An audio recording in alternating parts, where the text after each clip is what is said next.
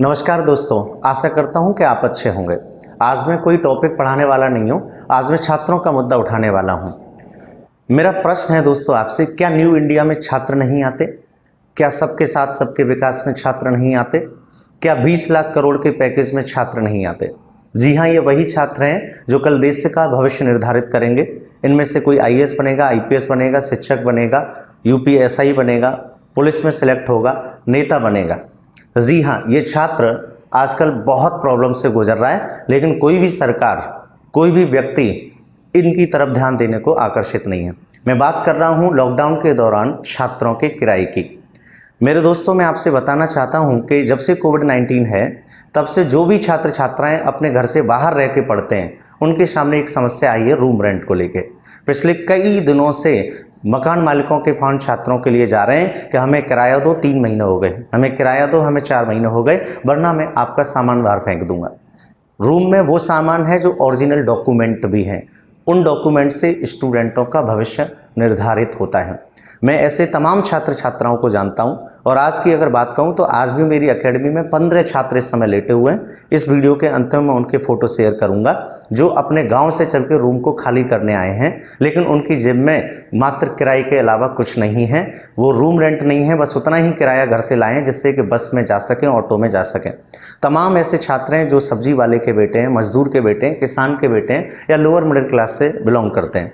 और चाहे वो छात्र दिल्ली के मुखई नगर में रह के पढ़ रहा हो, इलाहाबाद में रह के पढ़ रहा हो, आगरा में रह के पढ़ रहा हो, या लखनऊ में रह के पढ़ रहा हो, लेकिन वो छात्र इतना किराया निर्वहन करने में सक्षम नहीं है।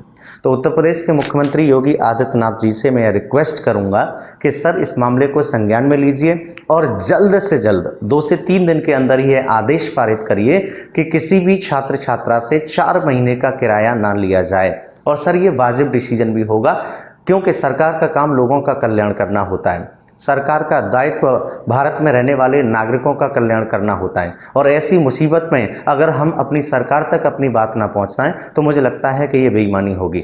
तो इस वीडियो के माध्यम से लोकतांत्रिक तरीके से मैं अपनी बात को माननीय मुख्यमंत्री योगी जी को समर्पित करना चाहता हूं। पहली बात कि सर, सरकार से यह मेरा रिक्वेस्ट होगा कि आप हर स्तर पर 4 महीने का किराया माफ करवाइए। दूसरी बात, मैं अपने सभी शिक्षक साथियों से कहना चाहूँगा, आप सबके लाखों फॉलोअर होते हैं यूट्यूब पर, फेसबुक पर, इंस्टाग्राम पर, ट्विटर पर, और आप सिर्फ कोर्स बेचने के लिए नहीं है कि 999 में कोर्स ले लो, 499 में कोर्स ले लो, 1000 में कोर्स ले लो। आपने लाखों फॉलोअर यूट्यूब पे बना रखे हैं, तो आपका दायित्व है कि आप इस संकट की घड़ी में छात्र के साथ खड़े रहें। हम सभी शिक्षकों का यह कर्तव्य है कि हम छात्र के साथ खड़े रहें। सर, देखा नहीं जाता ये दर्द, क्योंकि हमारे पास वो लड़के नहीं पढ़ते जो डीएम के बच्चे होते हैं, जो आईएएस आईपीएस के बच्चे होते हैं, लोअर मिडिल क्लास के बच्चे, फौजी वालों के बच्चे, पुलिस वालों के बच्चे, किसान के बच्चे, मजदूर के बच्चे हम सबके पास पढ़ते हैं, और बड़ी संघर्ष के साथ यहाँ पे रूम पर रह के किराया चुकाते हैं। तो मैं चाहता हूँ कि किसी भी स्तर पर रेंट ना दिया जाए। छात्रों से रिक्वेस्ट करूंगा कि आप एक आंदोलन चलाइए, फेसबुक क्रांति।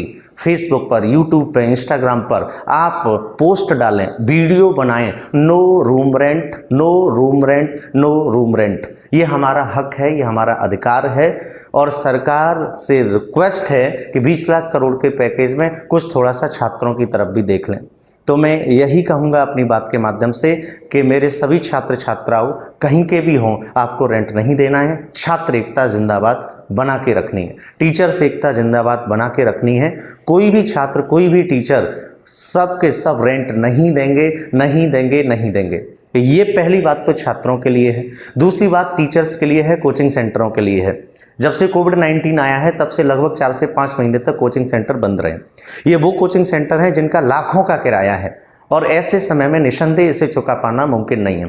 तो मैं उत्तर प्रदेश के मुख्यमंत्री माननीय योगी जी से रिक्वेस्ट करूंगा कि सर, आप एक आदेश पारित करें कि जो भी बिजनेस, व्यवसायिक भवनों में संचालित हो रहे हैं, उनसे 4 से 5 महीने का किराया माफ करवाया जाए। सर, हो सकता है, आप सरकार में हैं, सरकार एक संप्रभु संस्था होती है, वह कोई भी निर्णय ले सकती है, क्योंकि जितने भी मकान मालिक हैं जिनकी बिल्डिंग है रोड के किनारे, उनके रेंट का कोई मानक नहीं है, मनमाने तरीके से रेंट का निर्धारण होता है। मैं अगर अपने 5 महीने के रेंट की बात करूं तो 5 लाख किराया मेरा हो गया। मेरे तमाम ऐसे साथी हैं जिनका बहुत ज़्यादा किराया है, 5 महीने का 10 लाख रुपए किराया हो चुका है, 8 लाख रुपए किराया हो चुका है। तमाम मेरे साथी जिम चलाते हैं जिनका किराया 2.5 लाख रुपए पर मंथ है। अब बताइए वो कैसे कोविड-19 के बाद सर्वाइव करेंगे। सर आप चाहते हैं कि इस देश से बेरोजगारी दूर हो, गरीबी दूर हो, तो सर आपको ऐसे निर्णय लेने पड़ेंगे, क्योंकि ये छात्र, ये टीचर वो हैं जो देश का भविष्य निर्धारित करते हैं। दूसरी बात कि आप बड़े पैमाने पर 20 लाख करोड़ के पैकेज के माध्यम से ये गरीबी दूर करना चाहते हैं, बेरोजगारी दूर करना चाहते हैं, तो क्या ये पैकेज सिर्फ अंबानी, अडानी या बड़े बिजनेसमैन के लिए है? क्या किसान के लिए है? क्या मजदूर के लिए है? क्या छात्र के लिए है? क्या टीचर के लिए है? तो मैं यहाँ राजनीति करने नहीं आया सर, मैं एक छोटा सा टॉपिक है, छोटा सा मुद्दा है, नो रूम रेंट का। कोई भी छात्र किराया ना दे, कोई भी कोचिंग सेंटर वाला किराया ना दे, कोई भी जिम वाला किराया ना दे, जब तक लॉकडाउन से उनके बिजनेस ना खुल जाएं। जैसे ही ये खुल जाएं उसके बाद से आप अपना किराया जोड़ें, किराया लें। मैं मकान मालिकों से भी अपील करूंगा कि सर मुश्किल हालातों में थोड़ा संवेदनशीलता दिखाइए, इन छात्रों के साथ खड़े रहिए। ऐसे ही आपका बच्चा भी छात्र है, वो भी कहीं ना कहीं पढ़ रहा होगा। अतः मैं चाहता हूं कि हम सभी संवेदनशीलता का परिचय दें और सभी शिक्षकों से कहूंगा अपने फेसबुक पर, अपने यूट्यूब पर, अपना जो भी माध्यम हो उस पर नो रूम रेंट का चस्पा लगाएं। अपने छात्रों से भी कहूंगा अपने अपने फेसबुक पर, डीपी पर, व्हाट्सएप आईडी पर सारे के सारे no room rent, no room rent, no room rent का चलाएं। जय हिंद, जय भारत।